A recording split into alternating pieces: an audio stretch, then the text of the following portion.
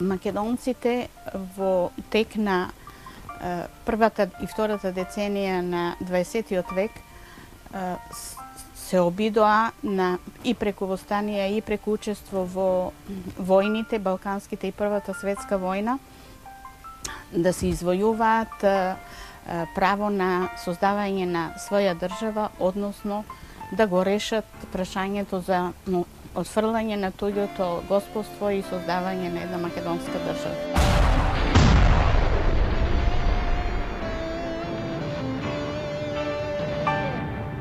Војните и делбите на Македонија во втората деценија на 20 век оставија длабоки траги во животот на македонците.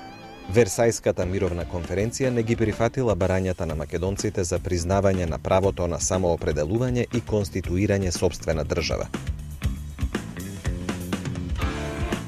Мировната конференција со мали корекции ги потврдила границите воспоставени низ територијата на Македонија со Букурешкиот договор од 1913-та.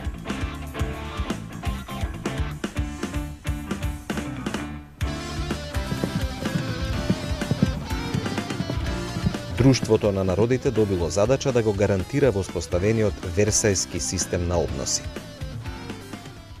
Советска Русија, која излегла од војната поради внатрешните револуционерни промени, поради граѓанската војна и надворешната интервенција, останала настрана од мировната конференција и од Друштвото на народите.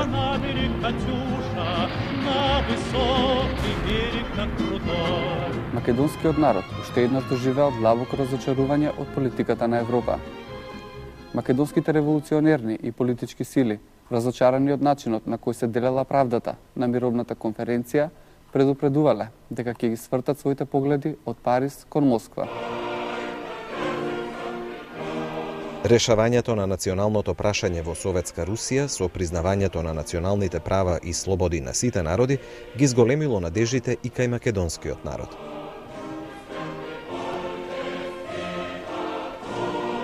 Влошената социјална положба на најголем дел од населението во Македонија, како последица од неколкугодишните војни, исто така предизвикувала големо незадоволство и создавала погодна почва за ширење на социјалистичките и комунистичките идеи. Македонците можеле да сметаат на известна поддршка од левата опозиција, од комунистичките партии, а на меѓународен план од комунистичката интернационала, Коминтерната и од Советскиот сојуз. Најголем дел македонци од сите делови на поделена Македонија не ја разбирале комунистичката идеологија, но многу добро ја разбирале критиката од страна на социјалистите и комунистите на политиката на режимите во балканските држави. Во првата југословенска држава, прокламирана на 1 декември 1918-та, делот од Македонија, кој влегол во границите на кралството на србите, хрватите и словенците, од српските државни власти бил третиран како српска територија, именувана како Јужна Србија. По 1929 година, Вардарска бановина, српскиот јазик бил службен и единствен задолжителен јазик во образованието. На македонците им било забрането да формираат легални, културни, просветни, уметнички и други друштва за негување и развивање на својата култура на мајчин македонски јазик. Во 1920 година бил отворен филозофски факултет. Малку подоцна формирано е и Скопско научно друштво, музеј, Народна библиотека, архив и други институции. Сите тие требало да докажат дека Македонија е стара српска земја, а нејзиниот јазик дијалект на српскиот. Во рамките на аграрната реформа во Македонија била спроведена српска колонизација со цел да се зголеми бројот на српското население. Македонците немале право да се организираат во легална партија со македонска национална програма, но затоа се организирале илегално и создавале револуционерни организации и здруженија. Комунистичката партија на Југославија настојувала да го искористи незадоволството на македонците за учество во масовните економски протести и штрајкови и за добивање на нивните гласови на изборите. Советска Русија, како прва социјалистичка земја, исто така беше заинтересирана за одржување на своето политичко влијание на Балканот и со промените кои настанаа по однос на националното прашање, на аграрното прашање во Советска Русија влијаја на расположението и ги привлекуваа незадоволните социјални слоеви, но и еве овие национално непризнаени и огнетени народи.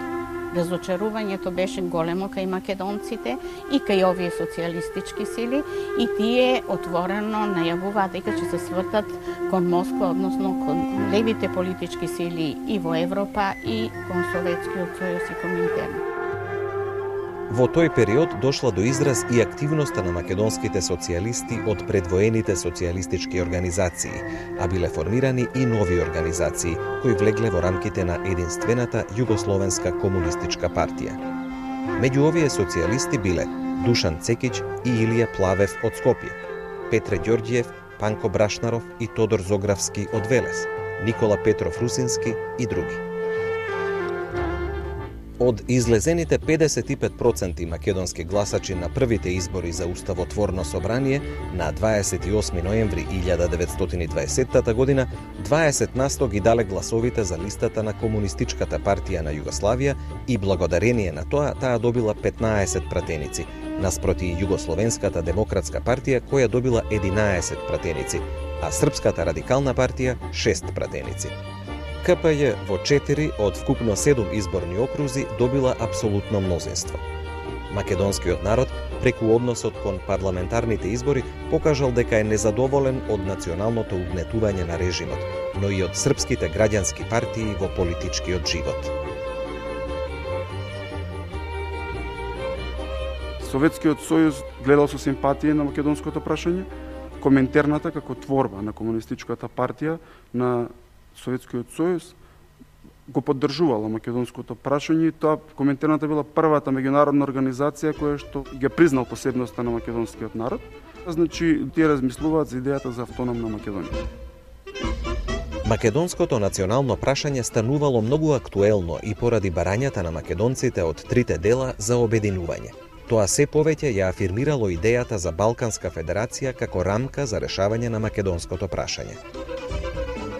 Дискусиите кои се воделе во Балканската комунистичка федерација, каде членувале комунистичките партии на Грција, Бугарија, Југославија и Романија, во текот на 1922 и 1923 година резултирале со прифаќање на заедничка резолуција за македонското и тракиското прашање, во кое на Македонија и се признава правото на самоопределување до отцепување и формирање на посебна држава.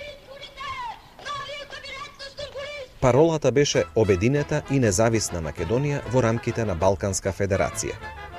Овој документ бил прифатен и од четвртата партиска конференција на КПЈ, одржана на почетокот на 1924 и станал составен дел на незината програма по македонското прашање. Во тие дискусии околу решавање на македонското прашање, значи се Комунистичката партија на Југославија го прифати тој став кој беше став на Балканската комунистичка федерација и на Коминтерната 1924 година и врста идеја и програма Обединета и независна Македонија и Балканска федерација се формира и ВМРО Обединета, која имаше исто така своји организации во Вардарскиот дел на Македонија.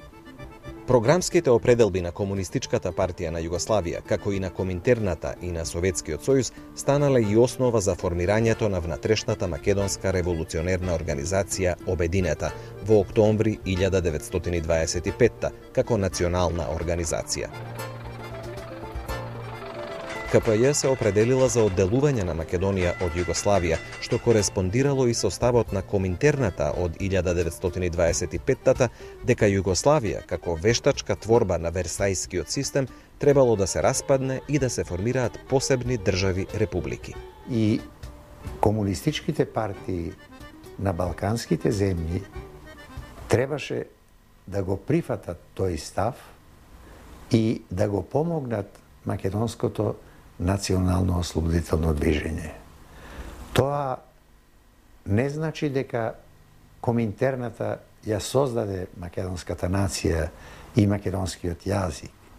Туку напротив, заради своји интереси, таа се виде принудена да ги признае вистинските факти и како такви да ги поддржи. Но во практика, Централниот комитет на КПЈ и натаму настојувал да го контролира во се областното партиско раководство во вардарскиот дел на Македонија. Тој покажувал големи резерви по однос на дејствувањето на ВМРО Обединета како масовна национално-ослободителна организација. Тоа предизвикувало сериозен напор на група комунисти и стари револуционери начело со Панко Брашнаров да се ангажираат во создавањето на нова национално-ослободителна организација, која како лево ориентирана би добивала поддршка од КПЈ. Панко Брашнаров истовремено бил член и на Централниот комитет на ВМРО Обединета. Основачката конференција на ВМРО Обединета за Вардарскиот дел на Македонија била одржана на 6 март 1926 во Велес. Една од главните теми била решавањето на македонското национално прашање. И покрај настојувањето на дел од областното раководство, партиската централа на КПЈ сепак го попречувала ширењето и омасовувањето на ВМРО Обединета. Од друга страна, и српските власти, особено по воведувањето на шестојануарската диктатура во 1929-та, со сите средства настојувале да спречат какво било настојување на македонците за решавање на националното прашање. Токму затоа, оваа организација честопати била на удар на режимот. ВМРО Обединета сосема ја намалила дејноста по големите апсења на незините членови во средината на 1929 година, но останала присутна како проблем за кој требало да се изјаснува КПЈ се до 1934 и 35 година. Постојано и во период меѓу двете светски војни, значи Советскиот сојуз, односно болшевиците или нивните представници на Балканот и овие, еве така условно да ги речам, левите струи на внатрешната македонска револуционерна организација, ја форсираат идејата за создавање на Балканска федерација во која што македонското прашање би било решено. Во јуни 1935 година на така наречениот Сплитски пленум на КПЈ дефинитивно било решено дека ВМРО Обединета веќе не постои и дека треба да се бараат други начини за организирање на незадоволните во Македонија. КПЈ го променила тој став веќе во 1934 година, кога почнал да се менува и односот на Коминтерната кон југословенската држава. Идејата била сепак да се поддржи нејзиното обстојување, но со преуредување врз федеративен принцип, со самоопределување на југословенските народи и формирање на федерални држави.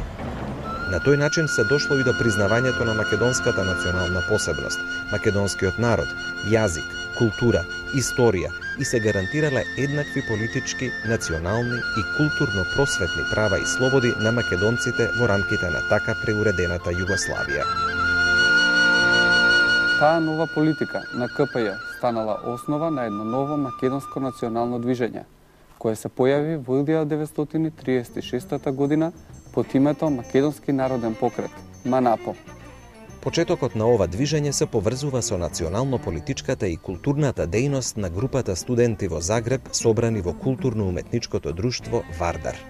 Неговата програма била појасно формулирана на 28 август 1936 на конференцијата одржана во студентската колонија во Охрид. Во тоа време, македонски национално-ослободителни организации се создавале секаде во светот каде што имало наша дијаспора. Главните програмски барања на МАНАПО биле признавање на македонскиот народ како посебен народ и признавање на Македонија како одделна, историска и федерална единица во федеративно уредена Југославија, признавање на македонскиот јазик, ослободување на сите политички затвореници од Македонија, демократизација на внатрешно-политичкиот живот и воспоставување дипломатски односи со Советскиот сојуз.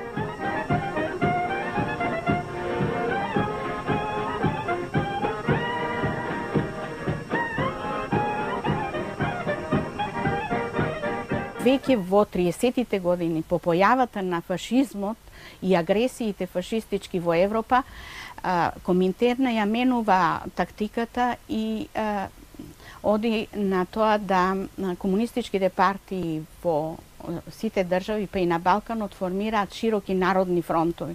И во тие народни антифашистички фронтови да ги привлечат и национално угнетените и незадоволни народи и национални малцинства, со тоа да се организираат тие фронтови во постоечките држави. Значи да нема распаѓање на државите и формирање на нови држави. И тука е интересот на Коминтерната сега околу македонскиот национален идентитет, бидејќи до тогаш акцентот се ставил на државата. Значи формирање на македонска држава од сите три дела во рамките на Балканска федерација. А сега требало да се преиспита националниот карактер на македонците.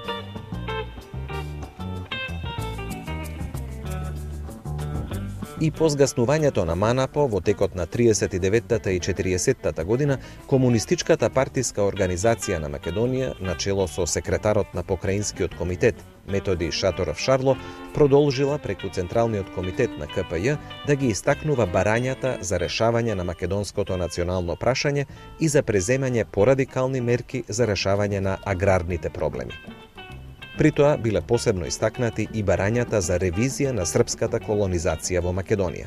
Македонците во егејскиот дел на Македонија биле незадоволни од економската положба, од негирањето на нивната национална припадност и од грцизацијата. Ниту една од граѓанските политички партии во Грција не го признавала постоењето на македонскиот народ. Грчката држава ги искористила договорите за размена на население склучени со Бугарија во 1919 и со Турција во 1923 година за радикално и за кусо време да го промени етничкиот состав на населението во корист на Грција. Од егејскиот дел на Македонија биле иселени повеќе од 80.000 македонци во Бугарија, околу 35.000 муслимани во Турција, а во егејскиот дел на Македонија биле доселени повеќе од 600.000 грци од Мала Азија.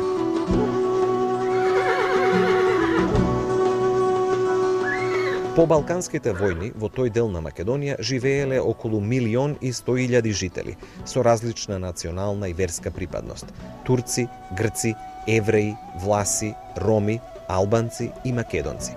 Во 1928 бројот на населението нараснал на 1.400.000 жители. При тоа бројот на грците од 22,5% нараснал на околу 45%, додека бројот на македонците се намалил од 35% на 17%. Македонците, кои и покрај сите преселби и етнички чистења останале да живеат во Македонија под грчка власт, биле третирани или како славофони грци, грци кои зборуваат словенски, или како бугари, за да бидат полесно иселувани во Бугарија. Била забранета употребата на македонскиот јазик на јавни места, а по 1938 била забранета и неговата употреба во домовите. Во 1926 година биле променети тогашните словенски имиња на градови, села, реки и други географски поими со грчки. Личните имиња и презимиња на македонците добиле грчка форма. Децата на македонците морале да се школуваат на грчки јазик.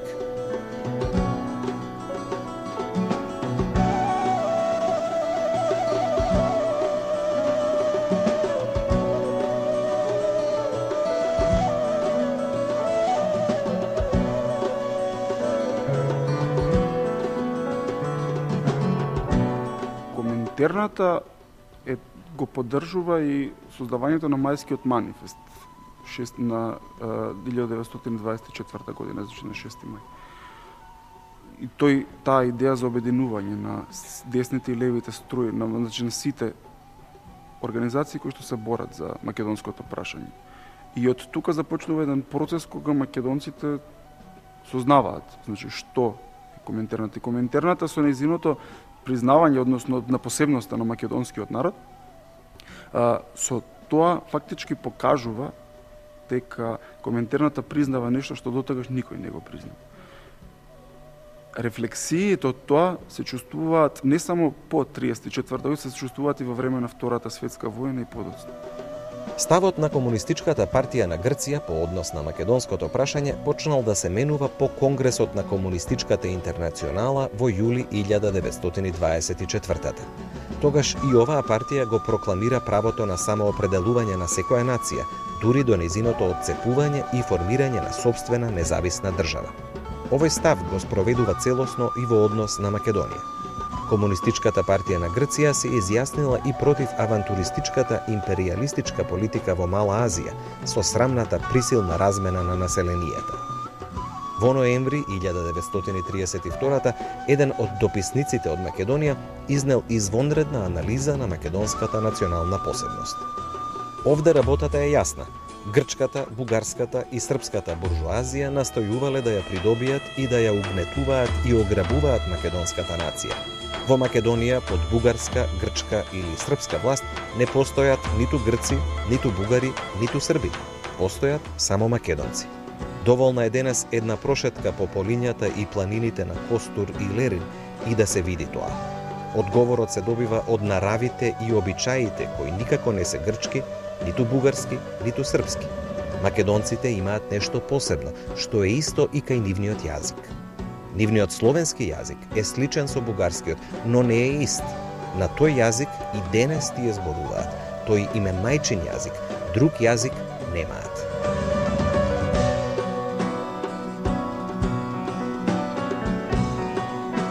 Под притисок на грчките граѓански сили, КПГ по 1934 и 1935 година го менува ставот по македонското национално прашање. По тој период, КПГ не му признава веќе на македонскиот народ право на обединување и право на своја држава. Македонскиот народ во Пиринскиот дел на Македонија бил третиран како дел од бугарскиот народ. Македонскиот јазик како дијалект на бугарскиот јазик.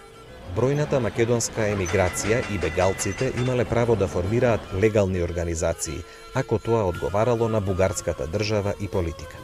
Но Комунистичката партија на Бугарија, кон крајот на јуни 1919 издава едно комунике под наслов Велика Бугарија или Балканска социјалистичка република, при што ја посочува втората алтернатива – Балканска социјалистичка република, како опција за решавање на македонското прашање со признавање на правото на обединување и рамноправност со другите балкански земји и народи. Димо Хаджидимов беше личност кој што имаше такво големо влијание меѓу бегалските маси и меѓу емигрантските и беше избран и за пратеник во Бугарското народно собрание. И тамо отворено, легално се застапуваше не само за класното, туку и за решавање на македонското национално прашање, односно државотворно прашање. И благодарение на тие активности и во самата ВМРО автономистичка на чело со Тодор Александров пробија овие идеи дека треба да се соработува и со комунистичките партии и со Коминтерна, односно да се свртат и кон исток, бидејќи Западот не го реши прашањето. Деветтојунскиот преврат и септемвриското востание од 1923 два настана во кои беа инволвирани дел од македонските револуционерни и политички сили во Пиринска Македонија, придонесоа да се преиспита ставот на БКП по македонското прашање. Во тоа голема улога имала и критиката од Коминтерната. Така и БКП ја прифатила и ја пропагирала новата програмска определба, образложена во резолуцијата за македонското прашање, изразена во паролата Обединета и независна Македонија во рамките на Балканска федерација. Таа парола станала и програмска определба на ВМРО Обединета. Токму во таа 24-та година, кога сите се чинеше дека се договориле и Тодор Александров, и Димо Хаджидимов, и раководството на федеративната организација, дека треба да се оди на согласност и компромис, за да може да се добие соработка и поддршка од Советскиот сојуз и Коминтерна, бугарската влада реагираше, имаше откажување од страна на Тодор Александров и Протогеров од подписите под Мајскиот манифест. Остана само Петар Чаулев, третиот член на ЦК, доследен на таа нова програма, и тука започнаа после овие меѓусебни пресметки. Беше убиен Тодор Александров и по неговото убиство настана едно чистење на тие леви сили во македонското движење и беа убиени Димо Хаджидинов, Владислав Славчо-Ковачек, идеологот на федеративното движење, во исти ден убиени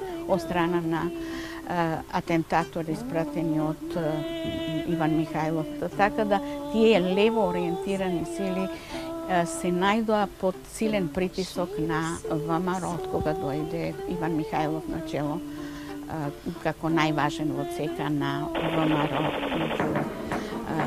границите на Бугарија.